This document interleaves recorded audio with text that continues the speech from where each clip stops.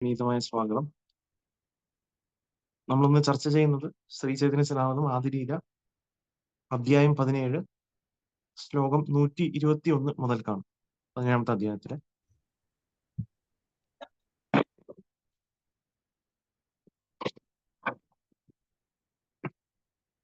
ജയ ജയ ശ്രീ ചൈതന്യ ജയ നിത്യാനന്ദ ജയ ദ്വൈത ചന്ദ്ര ജയ ഗൗരഭക്ത വൃന്ദ ജയ ജയ ശ്രീ ചൈതന്യ ജയ നിത്യാനന്ദ ജയ ദ്വൈത ചന്ദ്ര ജയ ഗൗരഭക്ത വൃന്ദ ജയ ജയ ശ്രീ ചൈതന്യ ജയ നിത്യാനന്ദ ജയ ദ്വൈത ചന്ദ്ര ജയ ഗൗരഭക്ത വൃന്ദ.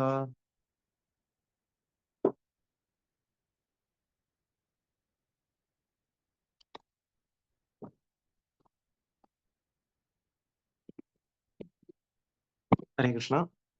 17ാമത്തെ അധ്യായം ശ്ലോകം 121. നഗരീയ ലോകെ പ്രഭു യബേ ആജ്ഞാദില ഗരെ ഗരെ സങ്കീർത്തന കരീതേ ലാഗില. ശബ്ദാർത്ഥം: നഗരീയ പൗരന്മാർ, ലോകെ ജനങ്ങൾ, പ്രഭു ഭഗവാൻ, യബേ എപ്പോൾ, ആജ്ഞ ആജ്ഞ, ദില നൽകി, ഗരെ ഗരെ ഓരോ ഭവനത്തിലും, സങ്കീർത്തന സങ്കീർത്തനം, കരിതേ അനുഷ്ഠിക്കാൻ, ലാഗില ആരംഭിച്ചു. വിവർത്തനം: നവദ്വീപിലെ എല്ലാ ജനങ്ങളോടും ഹരേ കൃഷ്ണ മന്ത്രം കീർത്തനം ചെയ്യാൻ മഹാപ്രഭു ആജ്ഞാപിച്ചു. അപ്രകാരം ഓരോ ഗൃഹത്തിലും പതിവായി സങ്കീർത്തനം ആരംഭിച്ചു. ശ്ലോകം 122. ഹരയേ നമ കൃഷ്ണ യാദവായ നമഃ ഗോപാല ഗോവിന്ദ രാമ ശ്രീ മധുസൂദന.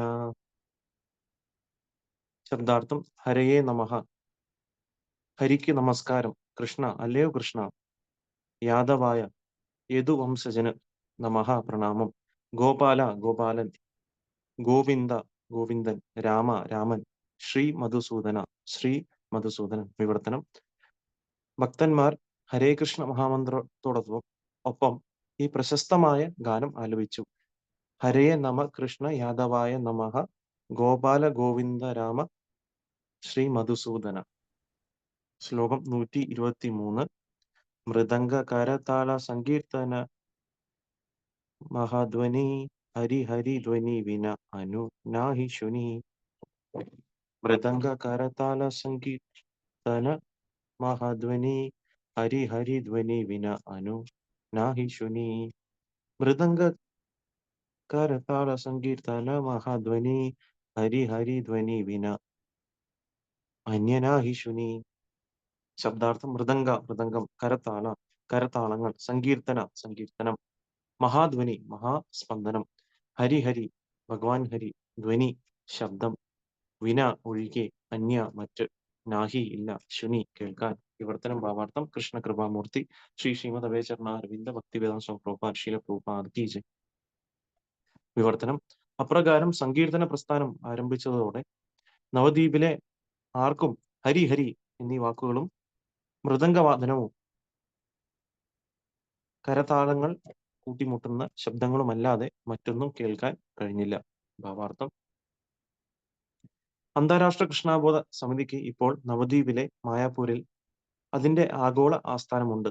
ഈ കേന്ദ്രത്തിന്റെ ഭരണനിർവഹണം നടത്തുന്നവർ ഇവിടെ 24 മണിക്കൂറും ദിവ്യനാമ സങ്കീർത്തനം നടക്കുന്നുണ്ടെന്ന് ഉറപ്പാക്കണം. ഒപ്പം ഹരയെ നമ കൃഷ്ണ യാദവായ നമഃ ഗാനത്തിന്റെ ധ്വനികളും. കാരണം ഈ ഗാനം ശ്രീ ചൈതന്യ മഹാപ്രഭുവിന് പ്രിയങ്കരമായിരുന്നു. അത്തരം സങ്കീർത്തനങ്ങളോട് എല്ലാം മുമ്പേ പഞ്ചതത്വ നാമങ്ങളുടെ ശ്രീകൃഷ്ണ ചൈതന്യ പ്രഭു നിത്യാനന്ദ ശ്രീ അദ്വൈത ഗദാധര ശ്രീവാസാദി ഗൗരഭക്തവൃന്ദ കീർത്തനങ്ങൾ ഉണ്ടായിരിക്കണം. നമ്മൾ നേരത്തെ തന്നെ ഈ 2 മന്ത്രങ്ങളും ശ്രീകൃഷ്ണ ചൈതന്യ പ്രഭു നിത്യാനന്ദ ശ്രീ അദ്വൈത ഗദാധര ശ്രീവാസാദി ഗൗരഭക്തവൃന്ദ ഹരേ കൃഷ്ണ കൃഷ്ണ കൃഷ്ണ ഹരേ ഹരേ ഹരേ രാമ രാമ രാമ ഹരേ ഹരേ കീർത്തനം ചെയ്ത് പരിചയിച്ചിട്ടുണ്ട്. ഇപ്പോൾ ഇവയ്ക്കു ശേഷം ഹരേ നമ കൃഷ്ണ യാദവായ നമഃ ഗോപാല ഗോവിന്ദ രാമ ശ്രീ മധുസൂദന എന്നീ 2 വരികൾ കൂടി ചേർക്കണം. വിശേഷിച്ചും മായാപൂരിൽ ഭഗവത് നാമങ്ങളുടെ കീർത്തനം ഒഴികെ വേറൊരു സ്പന്ദനവും കേൾക്കാത്ത രീതിയിൽ പരിപൂർണതയോടെ വേണം ഈ 6 വരികൾ കീർത്തനം ചെയ്യാൻ. അത് ആ സ്ഥലത്തെ ആധ്യാത്മികമായി സമ്പൂർണമാക്കും. ഓമജ്ഞാനതിമിരാന്ധസ്യ ജ്ഞാനാഞ്ജനശലാകയാ ചക്ഷുരുന്മീലിതം യേന തസ്മൈ ശ്രീഗുരുവേ നമഃ. ശ്രീചൈതന്യമനോഭീഷ്ടം സ്ഥാപിതം യേന ഭൂതലേ സ്വയം രൂപ ദദാമ്യഹം ദദാഭീഷ്ടപദാന്തികം. വന്ദേഹം ശ്രീഗുരു ശ്രീയുതപദകമലം ശ്രീഗുരുൻ വൈഷ്ണവാംശ്ച. ശ്രീരൂപം സാഗ്രജാതം സഹനിർഗുണാതം വിദന്തം സജീവം സാദ്വൈതം സാവധൂതം പരിജനസഹിതം കൃഷ്ണചൈതന്യദേവം ശ്രീരാധാകൃഷ്ണപാദാൻ ലളിതശില്ലവശാഖാൻ വിദാംശ്ച. ഗുണായ കൃഷ്ണപ്രേഷ്ഠായ മുരളി ശ്രീമതി ഭക്തി വേദാന്ത സ്വാമിനി നാമിനെ. നമസ്തേ സാരസ്വതി ദേവി ഗൗരവാണി പ്രചാരിണെ നിർവിശേഷ ശൂന്യവാദി പാശ്ചാത്യ ദേശതാരിണെ. ജയ ശ്രീകൃഷ്ണ ചൈതന്യ പ്രഭു നിത്യാനന്ദ ശ്രീ അദ്വൈത ഗദാധര ശ്രീവാസാദി ഗൗരഭക്തവൃന്ദ. ഹരേ കൃഷ്ണ കൃഷ്ണ കൃഷ്ണ ഹരേ ഹരേ ഹരേ രാമ രാമ രാമ ഹരേ ഹരേ. വാഞ്ചാകൽപതരുഭ്യശ്ച കൃപാസിന്ധുഭ്യേവ ച പതിതാനാം പാവനേഭ്യോ വൈഷ്ണവേഭ്യോ നമോ നമഃ. ഹരേ കൃഷ്ണ. അപ്പോൾ നമ്മൾ ചർച്ച ചെയ്യുന്നത് അധ്യായം 17 ശ്ലോകം 121 മുതൽക്കാണ്. അപ്പൊ നമുക്കിവിടെ കാണാൻ സാധിച്ചു ചൈതന്യ മഹാപ്രഭുവിടെ യൗവന ലീലകളെ പറ്റിയാണ് നമ്മൾ ചർച്ച ചെയ്തുകൊണ്ടിരിക്കുന്നത്. അപ്പം നമ്മൾ നോക്കുകയാണെങ്കിൽ നവദ്വീപിലെ വിശേഷത്തിനെ പറ്റിയാണ് ഇവിടെ കൃഷ്ണദാസ് കവിരാജ് ഗോസ്വാമി പറയുന്നത്. അപ്പൊ അവിടെ എന്താണ്, എല്ലാ ജനങ്ങളും ഹരേ കൃഷ്ണ മന്ത്രം ചൈതന്യ മഹാപ്രഭു ആജ്ഞാപിച്ചത് കൊണ്ട് ആ ഹരേ കൃഷ്ണ മന്ത്രം എല്ലാ ജനങ്ങളും ഓരോ ഗൃഹത്തിലും സങ്കീർത്തനം ആരംഭിച്ചു. അപ്പം അവിടെ നമുക്ക് നോക്കുകയാണെങ്കിൽ ഇപ്പൊ സങ്കീർത്തന പ്രസ്ഥാനം നമ്മൾ നോക്കുകയാണെങ്കിൽ ഇപ്പം ഭക്തന്മാരുടെ ഗൃഹങ്ങളിലൊക്കെ നമുക്ക് മൃദംഗത്തിന്റെയും കരത്താലത്തിന്റെയും ഹരേകൃഷ്ണ മന്ത്രത്തിന്റെ ശബ്ദങ്ങളാണ് മുഴങ്ങുന്നത് നമുക്ക് കേൾക്കാൻ സാധിക്കുക നമ്മൾ നോക്കുകയാണെങ്കിൽ. അപ്പൊ അത് പറഞ്ഞ ശേഷം നമ്മൾ നോക്കുകയാണെങ്കിൽ ഇവിടെ നമുക്ക് കാണാൻ സാധിച്ചു നമ്മൾ അപ്പം ഇതില് ചൈതന്യ മഹാപ്രഭുവിന്റെ ആജ്ഞ അനുസരിച്ച് അല്ലെ, ഭഗവാൻ കൃഷ്ണൻ തന്നെയാണ് ചൈതന്യ മഹാപ്രഭു. അപ്പൊ അദ്ദേഹത്തിന്റെ ആജ്ഞ അനുസരിച്ച് ഹരേ കൃഷ്ണ മന്ത്രം നവദ്വീപിലെമ്പാടും നമുക്ക് അതിന്റെ മുഴക്കം കേൾക്കാൻ സാധിച്ചു. അപ്പം ഇവിടെ പറയുന്നുണ്ട് ശ്രീല പ്രഭുപാദിന്റെ ഭാവാർത്ഥത്തില്, അപ്പം നമ്മളെ ഈ ഒരു ഇസ്കോൺ പ്രസ്ഥാനം അല്ലെ, അതിന്റെ ഏറ്റവും മുഖ്യമായിട്ടുള്ള ഒരു കാര്യം എന്ന് പറഞ്ഞു കഴിഞ്ഞാൽ നമുക്കറിയാൻ സാധിക്കും എന്താണ്, നമ്മൾ നാമസങ്കീർത്തനമാണ്. അത് തന്നെയാണ് ഈ ഒരു പ്രസ്ഥാനത്തിന്റെ കലിയുഗ ധർമ്മമായിട്ടുള്ള നാമസങ്കീർത്തനം പ്രചരണം ചെയ്യാനുള്ള കാര്യം തന്നെയാണ്. അപ്പം നമുക്കറിയാം അന്താരാഷ്ട്ര കൃഷ്ണമോദ സമിതിയുടെ നമ്മൾ ആഗോള ആസ്ഥാനം എന്ന് പറയുന്നത് നമുക്ക് എവിടെയാണ്, മായപ്പൂരിലാണ്. അപ്പോൾ ആ കേന്ദ്രത്തിന്റെ പ്രഭുപാദ് ഒരു ഇൻസ്ട്രക്ഷൻ തരാണ്, അവിടെ നിരന്തരം ഭഗവാന്റെ തിരുനാമങ്ങൾ ജപിച്ചുകൊണ്ടേയിരിക്കണം, അവിടെ ഹരേകൃഷ്ണ മന്ത്ര സങ്കീർത്തനം നടന്നുകൊണ്ടേയിരിക്കണം. കാരണം എന്താണ്, അവിടെ ചൈതന്യ മഹാപ്രഭുവിന്റെ അവതാര ഭൂമിയാണ്. അപ്പം ചൈതന്യ മഹാപ്രഭുവിനെ പ്രീതിപ്പെടുത്തണമെന്നുണ്ടെങ്കിൽ വളരെ എളുപ്പമായിട്ട് നമുക്ക് ചെയ്യാൻ പറ്റുന്ന കാര്യം എന്താണ്, നിരന്തരം നാമജപം, തുടർച്ചയായിട്ട് നാമജപവും സങ്കീർത്തനം ചെയ്യുന്നതുകൊണ്ട്, പ്രചാരണം ചെയ്യുന്നതുകൊണ്ട് ചൈതന്യ മഹാപ്രഭുവിനെ വളരെ എളുപ്പമായിട്ട് നമുക്ക് നോക്കാൻ പ്ലീസ് ചെയ്യാൻ സാധിക്കും, സന്തോഷിപ്പിക്കാൻ സാധിക്കും. അപ്പോൾ അതിന് വേറെ ചെലവൊന്നുമില്ല, ഏതൊരു വ്യക്തിക്ക് അത് ചെയ്യാൻ സാധിക്കും. എന്താണ്, ആത്മാർത്ഥമായിട്ടും ഭഗവാന്റെ തിരുനാമങ്ങൾ നമ്മൾ ജപിക്കാനുള്ള കാര്യമാണ്. അപ്പൊ അതിലൂടെ ചൈതന്യ മഹാപ്രഭു സന്തോഷപ്പെടുത്തുകയാണെങ്കിൽ രാധാകൃഷ്ണന്മാരും സന്തോഷപ്പെടും എന്ന കാര്യം നമുക്ക് മനസ്സിലാക്കാം. അപ്പൊ ആ ഒരു ഇൻസ്ട്രക്ഷനാണ് ഇവിടെ ശീല പ്രഭുപാദ് തരുന്നത്.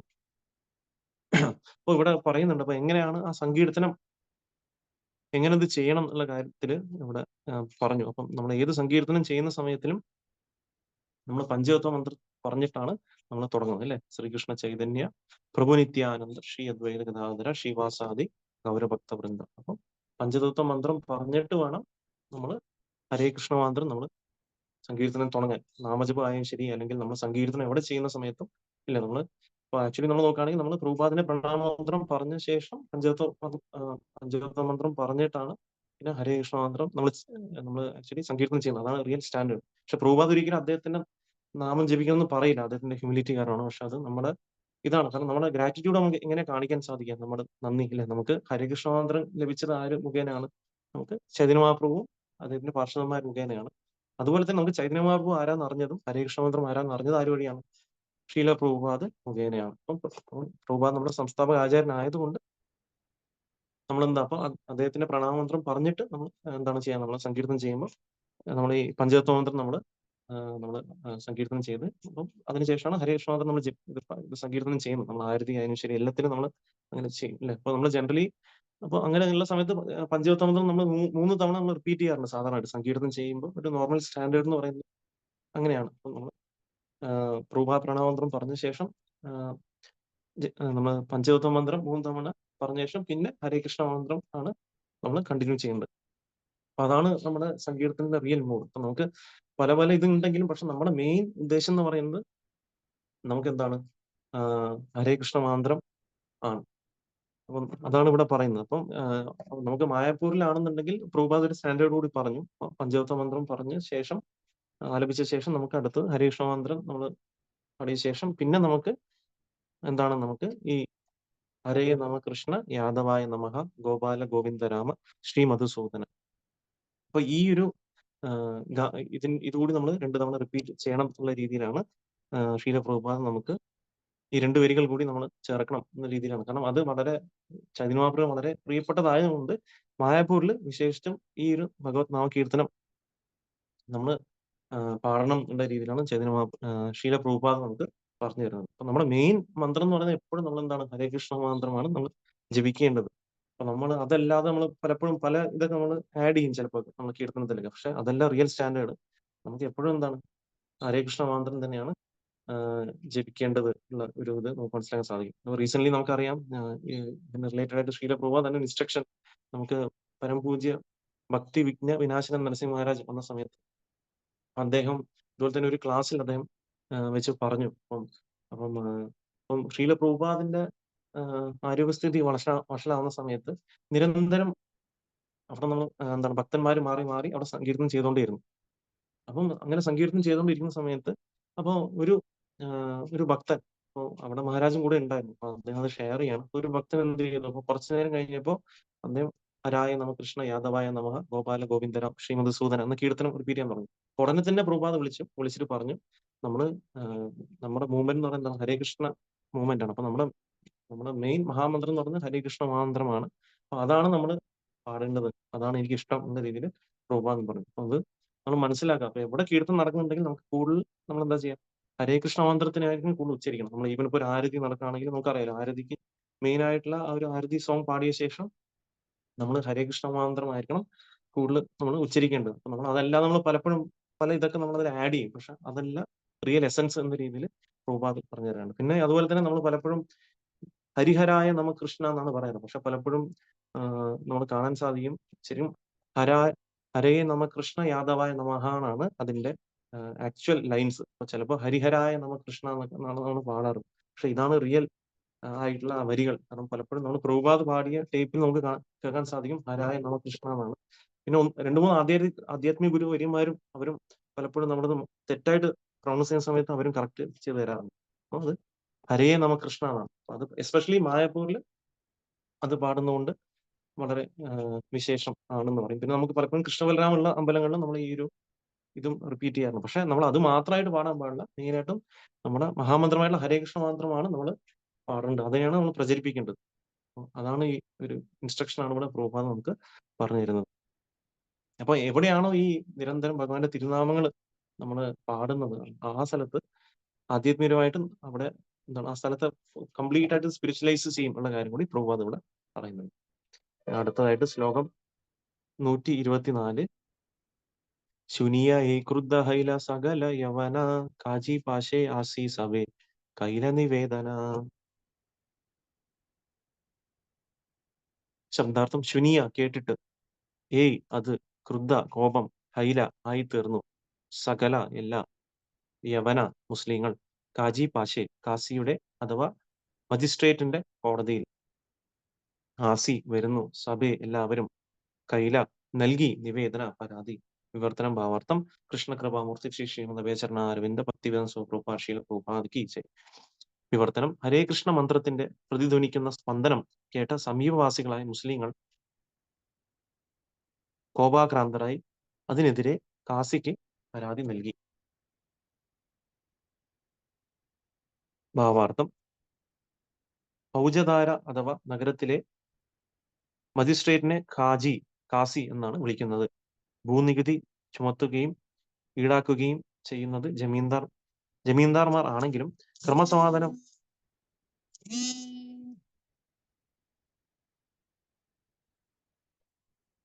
ഭൂനികുതി ചുരത്തുകയും ഈടാക്കുകയും ചെയ്യുന്ന ജമീന്ദാർമാരാണെങ്കിലും ക്രമസമാധാനം പരിപാലിക്കുന്നതിന്റെയും കുറ്റവാളികളെ ശിക്ഷിക്കുന്നതിന്റെയും ചുമതല കാസിമാർക്കാണ്. കാസിമാരും ജമീന്ദാർമാരും അന്ന് സുബാ ബംഗ്ല എന്ന പേരിൽ അറിയപ്പെട്ടിരുന്നു. ബംഗാൾ ഗവർണറുടെ നിയന്ത്രണത്തിലായിരുന്നു. നദിയ, ഇസ്ലാംപുര, ബാഗോയാന ജില്ലകൾ ഹരിഹോഡ എന്നു പേരുള്ള ജമീന്ദാരുടെയും അദ്ദേഹത്തിന്റെ പിന്തുടർച്ചക്കാരായിരുന്ന ഹോഡ കൃഷ്ണദാസിന്റെയോ നിയന്ത്രണത്തിലായിരുന്നു. ചാന്ദ് കാസി നവാബ് ഹുസൈൻ ഷായുടെ ആധ്യാത്മിക ഗുരു ആയിരുന്നു എന്ന് പറയപ്പെടുന്നു. അദ്ദേഹത്തിന്റെ പേര് മൗലാന സിറാജുദ്ദീൻ എന്നായിരുന്നുവെന്നും അതല്ല ഹബീബിർ റഹ്മാൻ എന്നായിരുന്നുവെന്നും രണ്ട് അഭിപ്രായമുണ്ട്. ചാന്ദ് കാസിയുടെ പിൻഗാമികൾ ഇപ്പോഴും മായാപൂരിന്റെ പ്രാന്തപ്രദേശങ്ങളിൽ വസിക്കുന്നുണ്ട്. ഒരു ചെമ്പകവൃക്ഷത്തിന്റെ ചോട്ടിൽ സ്ഥിതി ചെയ്യുന്ന ചാന്ദ് കാസി സമാധി സ്ഥലം കാണാൻ ജനങ്ങൾ ഇപ്പോഴും പോകാറുണ്ട്. ഹരേ കൃഷ്ണ. അപ്പൊ നമുക്കിവിടെ ഈ ഹരേ കൃഷ്ണ മന്ത്രം നിരന്തരം മുഴങ്ങിയപ്പോ ഇതുവരെയും അങ്ങനെ ഒരു ഇത് അവിടെ പ്രദേശവാസികൾ കേട്ടില്ല. പക്ഷെ പെട്ടെന്ന് അങ്ങനെ ഒരു മഹാമന്ത്രം മുഴങ്ങാൻ തുടങ്ങിയ സമയത്ത് അവിടുത്തെ മുസ്ലിം വാസികൾ ഉടനെ തന്നെ അവരെന്താ ചെയ്തത്? ഉടനെ അവർക്ക് കോപാഭ്രാന്തരായിട്ട് അവര് അവിടെ കാസി എന്ന് പറയുന്നത് നമ്മളൊരു എന്താ പറയുക, നമുക്ക് നോക്കുകയാണെങ്കിൽ ഒരു മജിസ്ട്രേറ്റ് അല്ലെ, നഗരത്തിന്റെ ഇത് നോക്കുന്ന ഒരു വ്യക്തിയാണ് കാസി. അപ്പൊ ആ വ്യക്തിയോട് അവർ കംപ്ലൈന്റ് ചെയ്തു ആക്ച്വലി അദ്ദേഹത്തിന്റെ അടുത്ത് പോയിട്ട്. അപ്പം ആ കാസി അദ്ദേഹം എന്ന് പറഞ്ഞാൽ എന്താണ്? നമുക്കറിയാം, നമ്മൾ നോക്കുകയാണെന്നുണ്ടെങ്കിൽ അന്ന് കാലത്തിൽ നമുക്ക് കാണാൻ സാധിക്കും ജമീന്ദാർ പോലെ തന്നെയാണ്. അപ്പൊ ജമീന്ദാർമാരാണെങ്കിൽ അവർ കുറച്ച് ടാക്സും ഇതൊക്കെ ചുമത്തുന്ന ആൾക്കാരാണ്. ഈ കാസി എന്ന് പറയുന്നത് അന്നത്തെ നോക്കുകയാണെങ്കിൽ ബാക്കിയുള്ള കാര്യങ്ങൾ ചെയ്യുന്ന അവർ ആക്ച്വലി നോക്കുകയാണെന്നുണ്ടെങ്കിൽ ലോ ആൻഡ് ഓർഡർ, നമുക്ക് ക്രമസമാധാനവും ബാക്കിയുള്ള കുറ്റവാളികളെ ശിക്ഷിക്കുന്നത് കാര്യങ്ങളൊക്കെ ചെയ്യുന്നതാണ് കാസി എന്ന് പറയുന്നത്, കാജി അല്ലെങ്കിൽ കാസി എന്ന് പറയുന്നത്. അപ്പൊ ഇവരൊക്കെ ആക്ച്വലി നമ്മൾ നോക്കുകയാണെങ്കിൽ ഇപ്പൊ ബംഗാളിന്റെ ഗവർണറിന്റെ നിയന്ത്രണത്തിലായിരുന്നു ഈ കാസി ജമീന്ദാർ. അപ്പൊ അവർക്ക് കുറച്ചുകൂടി പവർ ഉണ്ടായിരുന്നു. അപ്പൊ അങ്ങനെ ഈ ചാന്ദ് കാസി എന്ന് പറയുന്ന ഒരു വ്യക്തി, നമുക്കറിയാം ഇനി വരുന്ന ശ്ലോകങ്ങൾ അദ്ദേഹത്തിന് ഡീറ്റെയിൽ ആയിട്ട് അറിയാൻ സാധിക്കും. അപ്പൊ അദ്ദേഹം ആണ് ചാന്ദ് കാസി നവാബ് ഹുസൈൻ ഷായുടെ ആധ്യാത്മിക ഗുരു ആയിരുന്നു എന്ന് പറയുന്നത്. നവാബ് ഹുസൈൻ ഷാ പറഞ്ഞ ആളുടെ ഇതാണ് ചാന്ദ് കാസി എന്ന് പറയുന്നത്. അപ്പം ഈ ചാന്ദ് കാസിയുടെ പിൻഗാമികൾ ഇപ്പോഴും ഉണ്ട്. നമുക്ക് ഇനി വരുന്ന ഭാഗത്തിൽ കാണാൻ സാധിക്കും എങ്ങനെയാണ്. നമ്മൾ നോക്കുകയാണെങ്കിൽ ചാന്ദ് കാസിയെ പോയിട്ട് ചൈതന്യ മഹാപ്രഭു അദ്ദേഹത്തിനെ പ്രീച്ച് ചെയ്യുകയും പിന്നെ ഈ സങ്കീർത്തന പ്രസ്ഥാനത്തിന് അദ്ദേഹം എതിർത്തെങ്കിലും പിന്നെ അദ്ദേഹം സപ്പോർട്ട് ചെയ്യുകയും, അപ്പൊ അതുകൊണ്ട് അദ്ദേഹത്തിന്റെ സമാധിസ്ഥലം നമുക്ക് മായപ്പൂരിലൊക്കെ പോയാൽ നമുക്ക് കാണാൻ സാധിക്കും. അതിനെ പറ്റിയാണ് ഇതിൽ പറയുന്നത്. ശ്ലോകം 125. ക്രോധേ സന്ധ്യാകാലേ കാജി ഏകഗരെ ഐല മൃദംഗ ഭാഗീയ ലോകെ കഹീതേ ലാഗില.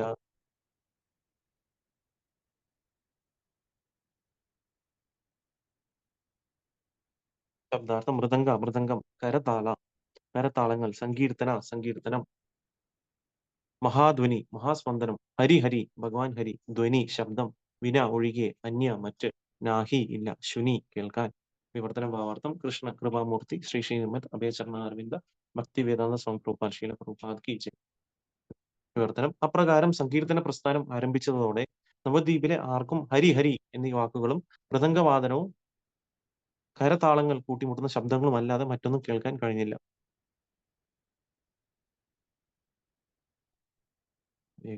സോറി, ഇത് വീണ്ടും റിപ്പീറ്റ് ആയി.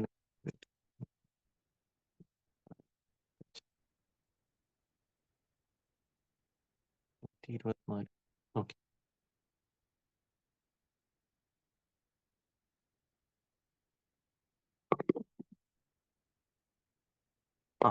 ക്രോധത്തിൽ ശബ്ദാർത്ഥം. സോറി, ഇടയ്ക്ക് ഇതായി പോയി, മാറിപ്പോയി. 125-ാണ് നമ്മൾ ശബ്ദാർത്ഥം. കോപത്തിൽ, സന്ധ്യയ്ക്ക്, കാജി ചാന്ദ് കാസി ഏകഗരെ ഒരു ഗ്രഹത്തിൽ, ആയില വന്നു, മൃദംഗം ഭാംഗിയ ഉടയ്ക്കുക, ലോകെ ജനങ്ങളോട്, കഹിതെ സംസാരിക്കാൻ, ലാഗീല ആരംഭിച്ചു. വിവർത്തനം. സന്ധ്യാസമയത്ത് നാമസങ്കീർത്തനം നടക്കുകയായിരുന്ന ഒരു ഗൃഹത്തിലേക്ക് ചാന്ദ് കാസി ക്രുദ്ധനായി വരികയും അവിടെ കണ്ട ഒരു മൃദംഗം അടച്ചിട്ട് ഇപ്രകാരം പറയുകയും ചെയ്തു. ശ്ലോകം 126. ഏതകാലകേഹി നാഹി കൈല ഹിന്ദു യാനി ഏബേ ഉദ്യമ ചാലാവോ കാരബലജാനി.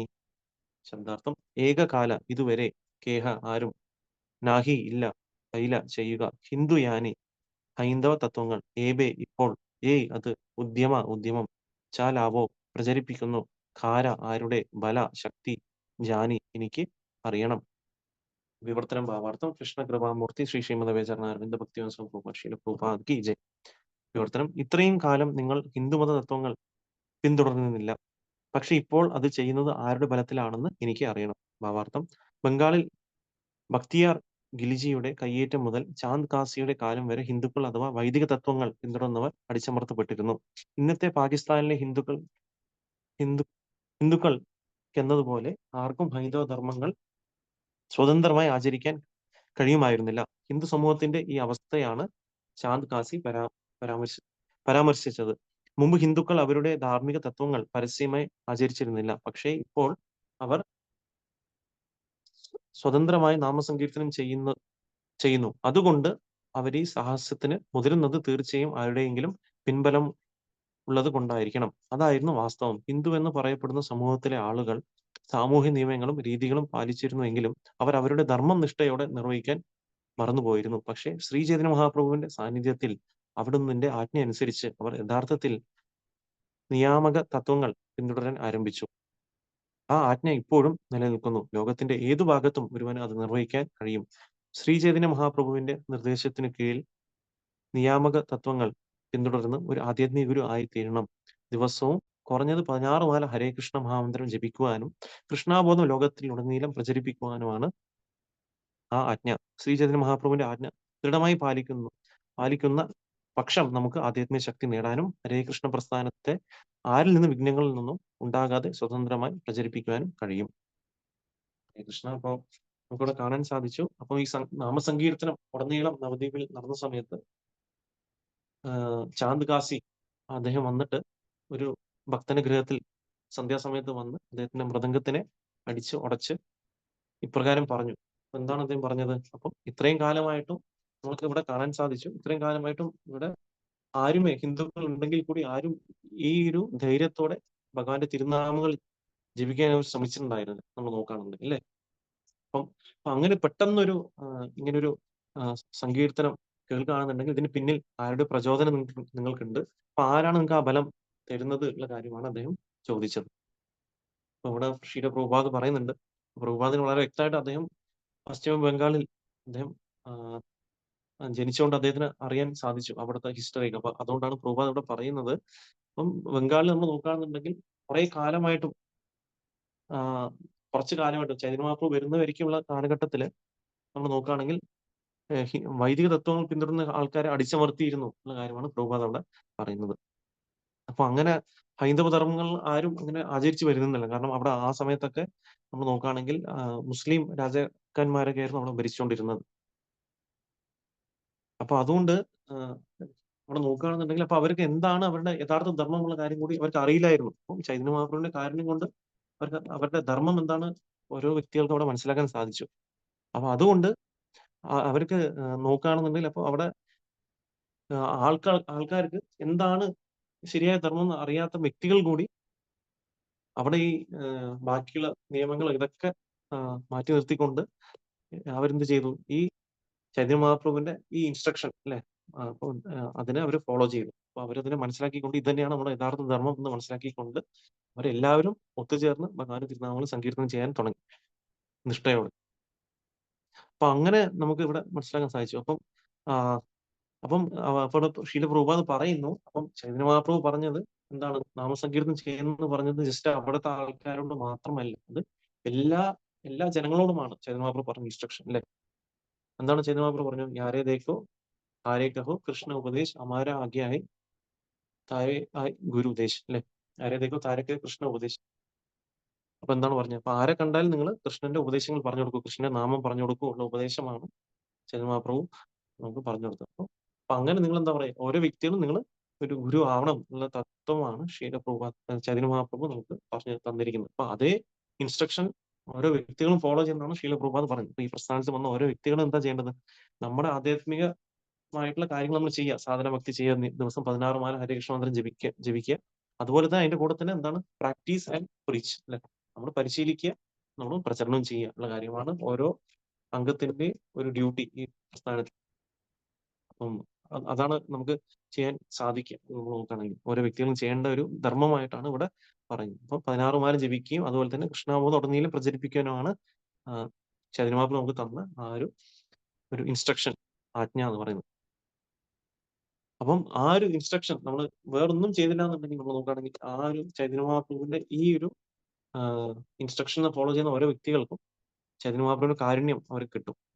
അപ്പോൾ അതുകൊണ്ട് ഇപ്പം ഏതൊരു വ്യക്തിയാണ് ആത്മാർത്ഥമായിട്ടും ഇത് ചെയ്യാൻ ശ്രമിക്കുന്നത്, ആ വ്യക്തികൾക്കൊക്കെ ചൈതന്യ മഹാപ്രഭുവിന്റെ കാരുണ്യം കൊണ്ട് ഈവൻ ദോ നമുക്ക് അത്രയും ബുദ്ധിശക്തിയും കഴിവോ ഒന്നും ഇല്ലെങ്കിൽ കൂടി, പക്ഷെ ഏതൊരു വ്യക്തിയാണ് ചൈതന്യ മഹാപ്രഭുവിനെയും ആചാര്യ പരമ്പരയും പ്ലീസ് ചെയ്യണമെന്ന് ആഗ്രഹിക്കുന്നത്, ആ വ്യക്തികൾക്ക് അവര് ചൈതന്യ മഹാപ്രഭുവും ഗുരു പരമ്പര മുഖേന അവർക്ക് അവരുടെ കാരുണ്യം ചൊരിയുകയും ആ വ്യക്തികൾക്ക് എല്ലാ തരത്തിലും ഈ ഒരു നാമസങ്കീർത്തന പ്രസ്ഥാനത്തിന് പ്രചരിപ്പിക്കാനും സാധിക്കും. അതിന് യാതൊരു തടവും വിഘ്നങ്ങളും ഉണ്ടാവില്ല എന്നുള്ള കാര്യമാണ് ശീല പ്രഭുപാദ് ഈ ഒരു ഇതിൽ പറയുന്നത് നമ്മൾ നോക്കുകയാണെങ്കിൽ. അപ്പൊ ഏതൊരു വ്യക്തിയാണ് ആത്മാർത്ഥമായിട്ട് പ്രചരിപ്പിക്കാൻ ശ്രമിക്കുന്നത്, ആ വ്യക്തിക്ക് എല്ലാ ഗുരുപരമ്പരയുടെയും എല്ലാ ബ്ലെസ്സിങ്സ് ആ വ്യക്തിക്ക് ഉണ്ടാവും എന്നാണ് ഇവിടെ ശീല പ്രഭുപാദ് പറയുന്നത്. ശീല പ്രഭുപാദ് മറ്റൊരു സ്ഥലത്തും പറയുന്നുണ്ട്, ഒരിക്കലും ഈ ഒരു പ്രസ്ഥാനത്തിന് ആർക്കുമേ ഒരിക്കലും പൊളിക്കാൻ സാധിക്കില്ല നോക്കുകയാണെങ്കിൽ.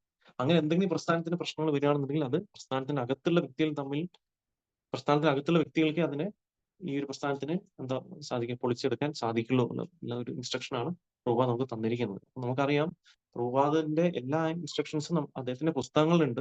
ഏതൊരു വ്യക്തിയാണ് ആത്മാർത്ഥമായിട്ട് അദ്ദേഹത്തിന്റെ ഗ്രന്ഥങ്ങൾ വായിക്കുന്നത്, ആ വ്യക്തിക്ക് അറിയാൻ സാധിക്കും ശീല പ്രഭുപാദിന്റെ മൂഡ് എന്താണെന്നും ചൈതന്യ മഹാപ്രഭുവിന്റെ മൂഡ് എന്താണെന്നും കൃഷ്ണന്റെ മൂഡ് എന്താണെന്നും വളരെ വ്യക്തമായിട്ട് മനസ്സിലാക്കാൻ സാധിക്കും. അപ്പൊ അതുകൊണ്ട് പ്രസ്ഥാനത്തിന്റെ ബേസിസ് എന്ന് പറയുന്നത് എന്താണ്?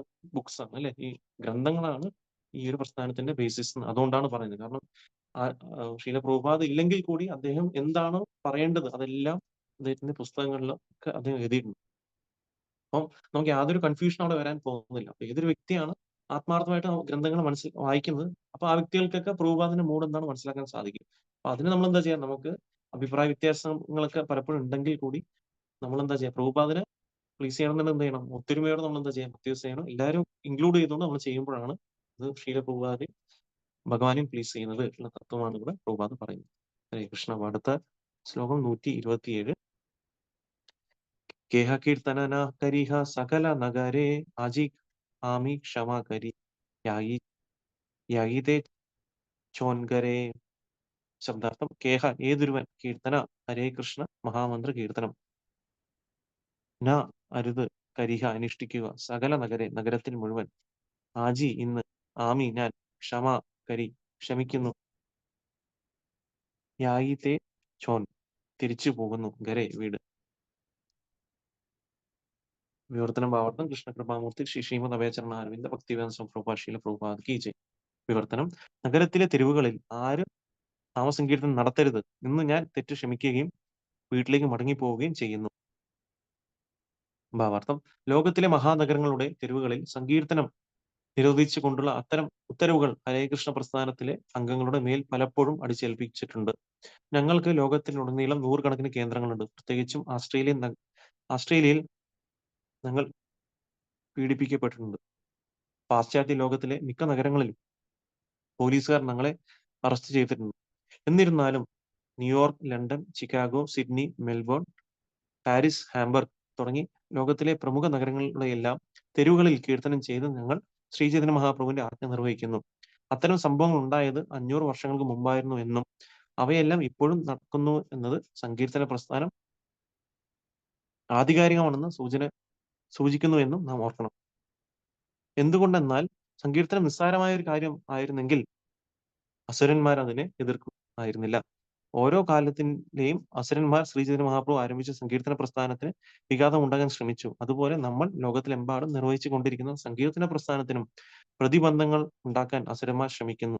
ശ്രീചൈതന്യ മഹാപ്രഭുവിന്റെ കാലടികൾ പിന്തുടരുന്ന സങ്കീർത്തന പ്രസ്ഥാനം പരിശുദ്ധവും സത്യസന്ധവുമാണെന്ന് ഇത് തെളിയിക്കുന്നു. അപ്പം ഇവിടെ നമുക്ക് കാണാൻ സാധിച്ചു. അപ്പം ചാന്ദ് കാസി വന്നിട്ട് പറഞ്ഞു, ഞാൻ ഇന്നത്തേക്ക് തിരിച്ചു പോവാണ്, ഇനി നാളെ മുതൽക്ക് ആരുമേ സങ്കീർത്തനം നടത്തരുത്. അപ്പം അങ്ങനെ ഇന്നത്തെ ഒരു ദിവസം അദ്ദേഹം ക്ഷമിച്ചുകൊണ്ട് അദ്ദേഹം വീട്ടിലേക്ക് മടങ്ങി പോകുന്നു എന്ന് പറയും. അപ്പം ശീല പ്രഭുപാദ് ആ ഒരു എക്സ്പീരിയൻസ് അദ്ദേഹം ഷെയർ ചെയ്യണം, അല്ലെ? പ്രഭുപാദ് അങ്ങനെ നമുക്കറിയാം 1966 മുതൽ 77 കാലഘട്ടത്തിൽ അപ്പം പല പല കേന്ദ്രങ്ങളിലാണ് നമുക്ക് ഇസ്കോണിന്റെ അമ്പലങ്ങൾ നമുക്ക് പണിയാൻ സാധിച്ചത്. നമുക്ക് ശീല പ്രഭുപാദിന്റെ കുറഞ്ഞ ഒരു 11 വർഷം കൊണ്ട് 108ഓളം ക്ഷേത്രങ്ങളാണ് അദ്ദേഹത്തിന് പണിയാൻ സാധിച്ചത്. അപ്പൊ അവിടെയൊക്കെ നമ്മൾ നോക്കുകയാണെങ്കിൽ ഇതൊക്കെ പാശ്ചാത്യ ദേശങ്ങളിലാണ്. അവിടുത്തെ വ്യക്തികൾ എന്താണ് ഈ ഹരേ കൃഷ്ണ മന്ത്രം കേട്ടിട്ടില്ല. അപ്പൊ അങ്ങനത്തെ സ്ഥലങ്ങളിൽ പോയി ശ്രീല പ്രഭുപാദ് പ്രചരണം ചെയ്യും. ശിഷ്യന്മാർ പോയി നഗരസങ്കീർത്തനം ഒക്കെ ചെയ്യുന്ന സമയത്തും അവിടെ ഇതുപോലെ തന്നെ തടസ്സങ്ങൾ ഉണ്ടായിരുന്നു. അപ്പം ഈ തടസ്സങ്ങൾ എന്ന് പറയുന്നത് ചൈതന്യ മഹാപ്രഭുവിന്റെ കാലത്തിലുള്ള കാര്യം മാത്രമല്ല, ഇന്ന് കാലത്തിൽ നമുക്ക് പലപ്പോഴും പല സ്ഥലങ്ങളിലുമായിട്ട് പോലീസുകാർ വന്ന് സങ്കീർത്തനം ചെയ്യുന്ന ഭക്തന്മാരെ അറസ്റ്റ് ചെയ്യുകയും അങ്ങനെയൊക്കെ നടന്നിട്ടുണ്ട്. എന്നാലും ഭക്തന്മാരത് ഗംഭീരമായിട്ടും അദ്ദേഹത്തിന്റെ ചൈതന്യ മഹാപ്രഭു ഇൻസ്ട്രക്ഷൻസ് ഫോളോ ചെയ്യുകയും അത് അവർ കണ്ടിന്യൂ ചെയ്യുന്നുമുണ്ട് ഇന്ന്. അതപ്പം അതുകൊണ്ട് ശീല പ്രഭുപാദ് പറയുന്ന ഒരു കാര്യം എന്ന് വെച്ച് കഴിഞ്ഞാൽ, ഇപ്പൊ എന്തുകൊണ്ടാണ് ഈ വ്യക്തികൾ, അതായത് അവർ വിളിക്കുന്ന അസുരന്മാരെന്ന രീതിയിലാണ് വിളിക്കുന്നത്. കാരണം ആരാണോ ഇതിനെ എതിർക്കുന്നത് ആ വ്യക്തികളൊക്കെ അസുരന്മാരാണ്. അപ്പൊ എന്തുകൊണ്ട് ഈ വ്യക്തികളൊക്കെ ഇതിനെ എതിർക്കുന്നു ഉള്ള കാരണം പ്രഭുപാദ് പറയുന്നു. കാരണം എന്താണ്, അതൊരു ജെന്യൂൻ ആയുള്ള കാര്യമാണ്. അത് സത്യസന്ധമായിട്ടുള്ള ഒരു കാര്യം ആയതുകൊണ്ടാണ് എല്ലാ വ്യക്തികളും വന്നിട്ട് എന്താ ചെയ്യുന്നത്, അതിനെ എതിർക്കുന്നത്. കാരണം അതുകൊണ്ട് ആൾക്കാർ ഇല്ല എന്താ ആസുരികമായിട്ടുള്ള എല്ലാ പ്രവണതകളും പോകുന്നുണ്ടെങ്കിൽ കൂടി അസുരന്മാരായ ആൾക്കാർക്ക് എന്ത് ചെയ്യും, നല്ലത് കാണുന്ന സമയത്ത് എന്ത് ചെയ്യും, അവർ അതിനെ എതിർക്കുകയും ചെയ്യും. അതുകൊണ്ടാണ് അവർ ഇതിനെ എതിർക്കുന്നു എന്നുള്ള കാര്യം പറയുന്നത്. കാരണം അത് പരിശുദ്ധവും സത്യസന്ധമായിട്ടുള്ള ഒരു കാര്യം ആണ് സങ്കീർത്തന പ്രസ്ഥാനം എന്ന് പറയുന്നത്. അതുകൊണ്ടാണ് ആൾക്കാർ അന്ന് സമയത്ത് ചാന്ദ് കാശിയാണെന്നുണ്ടെങ്കിൽ ഇന്ന് പല ആൾക്കാരും വന്നിട്ട് ഇതിനെ എതിർക്കുകയും. അപ്പൊ അതുകൊണ്ട് ഈ സങ്കീർത്തനം നിസ്സാരമായിട്ടുള്ള ഒരു കാര്യമല്ല. അപ്പം അതുകൊണ്ടാണ്. കാരണം ഇത് സാധാരണ ഒരു കാര്യമാണെന്നുണ്ടെങ്കിൽ ഒരിക്കലും ആൾക്കാരൊന്നും അതിനെ എതിർക്കില്ല. പക്ഷെ ഇത് എല്ലാവരെയും എന്താണ്, അതൊരു വേൾഡ് ഡെലിവറൻസ് മൂവ്മെന്റ് ആണെന്നുള്ള കാര്യം ഭക്തന്മാർക്ക് അറിയാണെങ്കിൽ കൂടി, പക്ഷെ അസുരന്മാരായിട്ടുള്ള വ്യക്തികൾ അതിനെ പ്രതിബന്ധം കൊണ്ടുവരും. കാരണം എന്താണ്, അവര് ആശ്ചര്യമായിട്ടുള്ള പ്രവണതകളുള്ള വ്യക്തികൾക്ക് ഒരിക്കലും നല്ല കാര്യങ്ങൾ അല്ലെ, ഇതുകൊണ്ട് ആൾക്കാർ നന്നാവുന്ന കണ്ടാൽ കൂടി അവർക്ക് അതിൽ വിശ്വാസം ഇല്ലാത്തതുകൊണ്ട് അവരെന്ത് ചെയ്യും, അതിനെ എതിർക്കും ഉള്ള കാര്യമാണ് ഇവിടെ നമുക്ക് പറയുന്നത്. ഇനി അടുത്തൊരു ശ്ലോകം നോക്കാം. 128. ആരയതി കീർത്തന കരിതേലാക പായിമോ സർവസ്വദണ്ഡിയ താര ജാതിയേലയിമോ. ശബ്ദാർത്ഥം ആരാ, വീണ്ടും യതി എങ്കിൽ, കീർത്തനം കരിതേ ചെയ്യാൻ, ലാഗ സമ്പർക്കം, പായിമോ സ്വീകരിക്കും, സർവസ്വ എല്ലാ സ്വത്തുക്കളും, ദണ്ഡിയ ശിക്ഷിക്കുക, താരെ അവന്റെ, ജാതി അത് ലയിമോ സ്വീകരിക്കും. വിവർത്തനം ഭാവാർത്ഥം. കൃഷ്ണ കൃപാമൂർത്തി ശ്രീ ശ്രീമദ് അഭയചരണാരവിന്ദ ഭക്തിവേദാന്ത സ്വാമി പ്രഭുപാദ് പ്രഭുപാദ് കി ജയ്. വിവർത്തനം. ഇനി ആരെങ്കിലും ഇത്തരം സങ്കീർത്തനം നിർവഹിക്കുന്നത് കാണാനിടയായാൽ അവന്റെ എല്ലാ സ്വത്തുക്കളും കണ്ടുകെട്ടിക്കൊണ്ടും അവനെ ഒരു മുസ്ലിമാക്കി പരിവർത്തനം ചെയ്തുകൊണ്ടും ഞാൻ ശിക്ഷിക്കും. ഭാവാർത്ഥം. ഹിന്ദുവിനെ മുസ്ലിമാക്കി പരിവർത്തനം ചെയ്യുക എന്നത് അക്കാലത്ത് പ്രയാസമില്ലാത്ത കാര്യമായിരുന്നു. ഒരു മുസ്ലിം ഒരു ഹിന്ദുവിന്റെ ശരീരത്തിൽ ജലം തെളിച്ചാൽ ഉടൻ ആ ഹിന്ദു മുസ്ലിമായി കഴിഞ്ഞതായി കരുതപ്പെടുമായിരുന്നു. ബംഗ്ലാദേശിൽ ബ്രിട്ടീഷുകാരുടെ ഭരണമാറ്റത്തെ തുടർന്നുണ്ടായ അവസാനത്തെ ഹിന്ദു മുസ്ലിം കലാപത്തിൽ ധാരാളം ഹിന്ദുക്കളുടെ വായുകളിൽ ഗോമാംസം തിരികെ കയറ്റി അവരെ നിർബന്ധപൂർവം മുസ്ലിങ്ങളാക്കുകയുണ്ടായി. ചൈതന്യ ഭഗവാന്റെ കാലത്ത് ഹിന്ദുക്കൾ കർക്കശരായിരുന്നാൽ ഒരിക്കൽ മുസ്ലിമായി പരിവർത്തനം ചെയ്യപ്പെടുന്ന പക്ഷം നവീകരിക്കപ്പെട്ട് വീണ്ടും ഹിന്ദുവായി തീരാൻ യാതൊരു സാധ്യതയും ഉണ്ടായിരുന്നില്ല.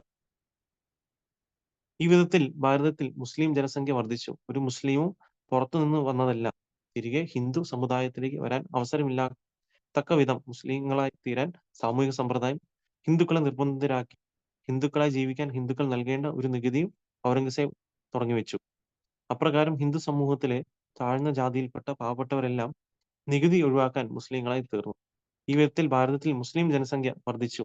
ശരീരത്തിൽ ജലം തളിക്കുക എന്ന ലളിതമായ പ്രക്രിയയിലൂടെ ജനങ്ങളെ മുസ്ലിങ്ങളാക്കാമെന്ന് ചാന്ദ് കാസി ഭീഷണിപ്പെടുന്നു.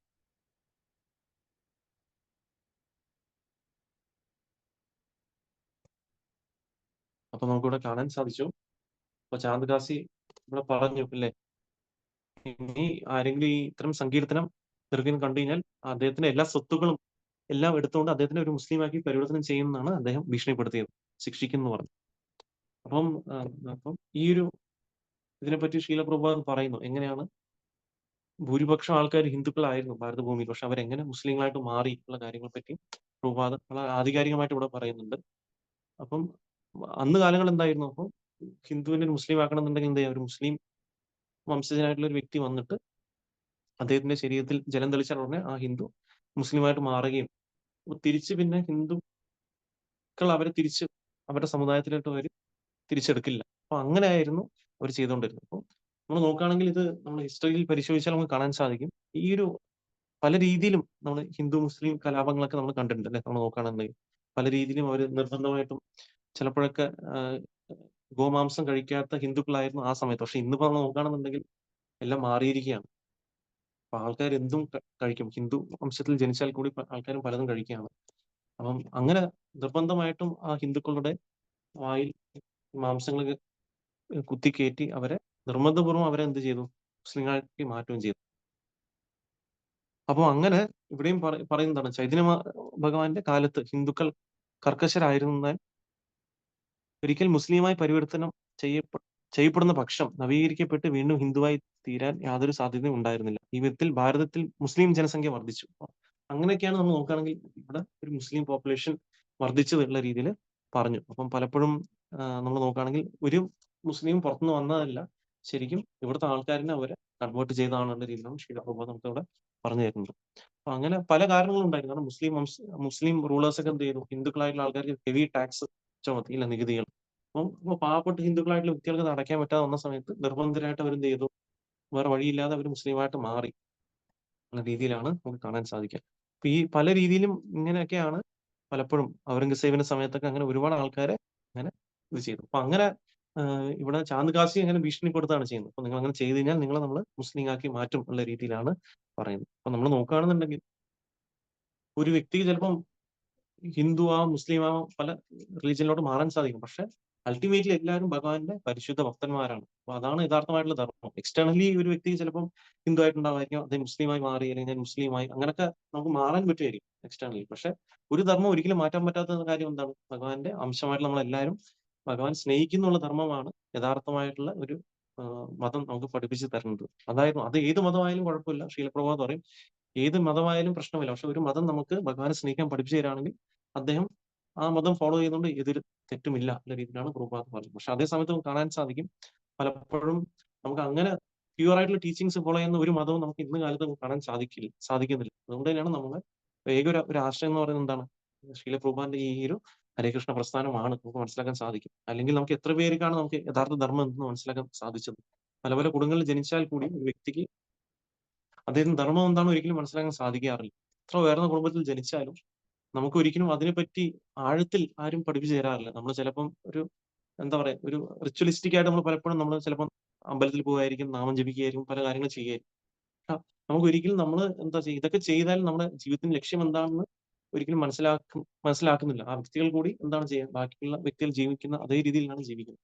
അപ്പൊ യഥാർത്ഥ ധർമ്മം നമുക്ക് മനസ്സിലാക്കാൻ സാധിച്ചത് ശീല പ്രഭുപാദിന്റെ കാര്യം കൊണ്ടാണ്. അപ്പൊ അതുകൊണ്ടാണ് പ്രഭുപാദ് പറഞ്ഞത്. ഇപ്പൊ ശരിക്കും നമ്മൾ നോക്കുകയാണെങ്കിൽ ഏതൊരു വ്യക്തി നമുക്ക് ഒരു വ്യക്തിയെ ഹിന്ദു ആക്കാം, മുസ്ലിം ആക്കാം, ക്രിസ്ത്യൻ ആക്കാം, അങ്ങനെയൊക്കെ ചെയ്യാൻ പറ്റുമായിരിക്കും. പക്ഷെ എക്സ്റ്റേണലി മാറുന്നോണ്ട് കാര്യമില്ല. അതൊക്കെ നമുക്ക് എക്സ്റ്റേണൽ ഡ്രസ്സാണ് അല്ലെ? നമ്മൾ ഇന്നൊരു ഒരു പച്ച ഡ്രസ്സ് ഇടാം, നാളെ ചിലപ്പോൾ ചുവന്ന ഡ്രസ്സ് ഇടായിരിക്കും. അതുപോലെ ഡ്രസ്സ് പോലെ. പക്ഷെ മാറാത്ത കാര്യം എന്താണ്? നമ്മൾ ഭഗവാന്റെ ഒരു പരിശുദ്ധ ഭക്തനാണ് എന്ന തത്വം ഒരിക്കലും മാറുന്നില്ല. എക്സ്റ്റേണൽ ആയിട്ട് നമുക്ക് പല കാര്യങ്ങളും മാറ്റിയാലും ഇത് ഒരിക്കലും മാറുന്നില്ല. അപ്പം നമ്മൾ എത്രത്തോളം ബോഡിലി ആയിട്ടുള്ള അല്ലെ, നമ്മുടെ ശരീര ആസ്പദമായിട്ടുള്ള ഡെസിഗ്നേഷൻസിന് നമ്മൾ അല്ലെ അതിന് അങ്ങനെയുള്ള കാര്യങ്ങൾ നമ്മൾ എത്രത്തോളം നമ്മൾ അതിനെ പിടിച്ചു വെക്കാൻ ശ്രമിച്ചാലും അത് എന്തായാലും ഒരു ദിവസം നഷ്ടപ്പെട്ടു പോകും. അപ്പോൾ ഒരു വ്യക്തി ചിലപ്പോൾ ഹിന്ദു ആയിട്ട് പ്രവർത്തിക്കുകയായിരുന്നു. പക്ഷെ നിർബന്ധമായിട്ട് അദ്ദേഹം എന്നും ഹിന്ദു ആയിരിക്കണം എന്നില്ലല്ലോ അല്ലെ?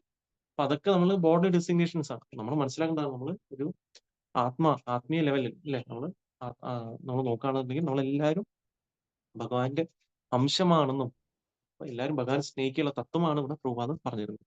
ആ ഒരു തത്വത്തിന് നമ്മൾ എന്താണ് ജസ്റ്റ് പറയുക മാത്രമല്ല, പ്രഭുപാദ് അത് പ്രവർത്തിച്ച് കാണിച്ചു തന്നു. നമ്മൾ നോക്കുകയാണെങ്കിൽ അല്ലെ, നമുക്ക് ഇന്ന് എല്ലാ സ്ഥലങ്ങളും അല്ലെ പല നമ്മള് ഒരു ക്രിസ്ത്യൻ ഫാമിലി ജനിച്ച വ്യക്തിയോ, ജൂയിഷ് ഫാമിലി ജനിച്ച വ്യക്തിയോ, അല്ലെങ്കിൽ ഒരു നമ്മൾ നോക്കുകയാണെങ്കിൽ ഒരു മുസ്ലിം ഫാമിലി ജനിച്ച വ്യക്തിയോ, അറബികളോ, സിഖുകളോ, എത്രയോ വ്യക്തികൾ കൃഷ്ണാവബോധ പ്രസ്ഥാനത്തിൽ വന്നിരിക്കുകയാണ്. അപ്പൊ എല്ലാവരും എന്താ ചെയ്യുന്നത്? എല്ലാവരും ഒത്തൊരുമയോടെ ചേർന്ന് നിന്ന് ഭഗവാനെ അവിടെ സ്നേഹത്തോടെ സേവനമാണ് ചെയ്യുന്നത്. അപ്പൊ അത് വളരെ വ്യക്തമായിട്ടും പ്രഭുപാദ് നമുക്ക് കാണിച്ചത്. അതുകൊണ്ടാണ് ശീല പ്രഭുപാദ് നമ്മൾ ആചാര്യൻ എന്ന് പറയുന്നത് അല്ലെ? നമ്മൾ നോക്കുകയാണെങ്കിൽ അല്ലെ? അപ്പൊ അദ്ദേഹം എഴുതുക മാത്രമല്ല, അതിനെ അദ്ദേഹം ജീവിതത്തിലൂടെയും നമുക്ക് പ്രാവർത്തികമായിട്ട് നമുക്ക് കാണിച്ചു തരികയും ചെയ്യും. അപ്പൊ ആ ഒരു തത്വമാണ് പ്രഭുപാദ് നമുക്ക് ഇതിലൂടെ മനസ്സിലാക്കി തരുന്നത്.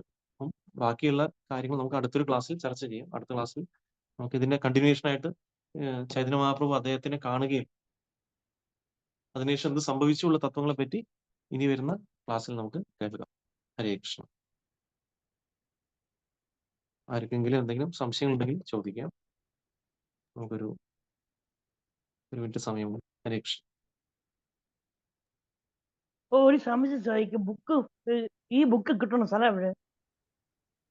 ഹരേ കൃഷ്ണ. നമുക്ക് ഈ ഒരു പുസ്തകം കിട്ടുന്ന നമ്മളെ ഇസ്കോൺ ക്ഷേത്രങ്ങളിൽ കിട്ടും. നമുക്ക് ഈ ശ്രീ ചൈതന്യ ചരിതാമൃത ഗ്രന്ഥം നമുക്ക് ഇസ്കോൺ ക്ഷേത്രത്തിൽ അവൈലബിൾ ആണ്. അവിടെ പള്ളിച്ച പോയി അവിടെ ഇല്ല. അവിടെ ഒന്ന് ചിലപ്പോൾ സ്റ്റോക്ക് തീർന്നിരിക്കുകയാണോ അറിയില്ല. ഞാൻ വേണമെങ്കിൽ ചോദിച്ചു നോക്കാം. നമുക്ക് അമ്പലത്തിൽ ആക്ച്വലി മലയാളം എഡീഷൻസ് അവൈലബിൾ ആയിരുന്നു. ഇപ്പൊ തീർന്നിരിക്കുകയാണോ അറിയില്ല. അപ്പം ഇനിയിപ്പോ ഞാൻ ഒന്ന് ചോദിച്ചു നോക്കാം. ഞാൻ ചോദിച്ചിട്ട് ഐശ്വര്യമാജി അറിയിക്കാം. ചോദിച്ചിട്ട് പറയാം പ്രഭു, ചോദിച്ചിട്ട് പറയാം. ഹരേ കൃഷ്ണ. താങ്ക് യു പ്രഭു. Hare Krishna. Thank you so much. Hare Krishna. Hare Krishna. Hare Krishna. Hare Krishna. Close ചെയ്തോട്ടെ പ്രഭു. Okay, thank you. Thank you മാതാജി. ശ്രീ ചൈതന്യ ചരിതാമൃതം കി ജയ്. ശ്രീല പ്രഭു കി ജയ്. വേദ ഗൗരവ ഭക്തവൃന്ദ കി ജയ്. പിതായി ഗൗർ പ്രേമാനന്ദേ.